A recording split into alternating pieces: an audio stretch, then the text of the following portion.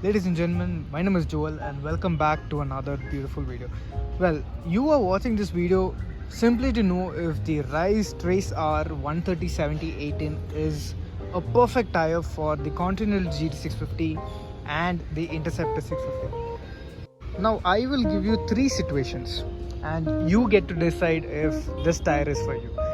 Situation 1.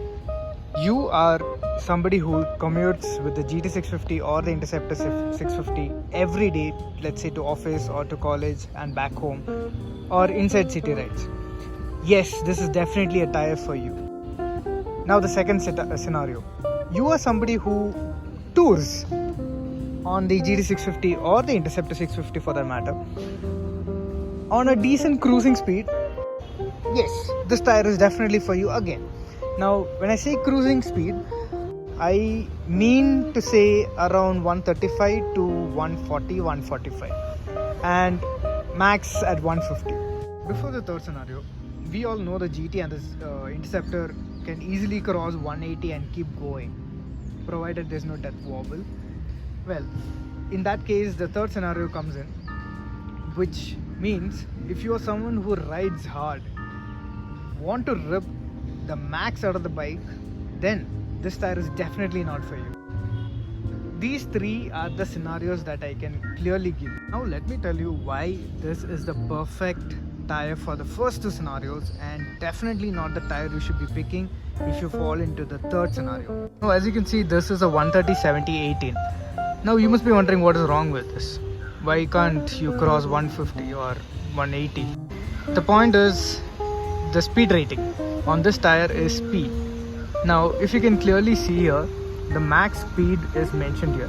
When it comes to speed rating, there are different letters and it signifies different speeds or different max speed the tire can take. Now here, since it's a P rated tire, the max speed recommended is 150 kilometers per hour. This is where the whole game changes.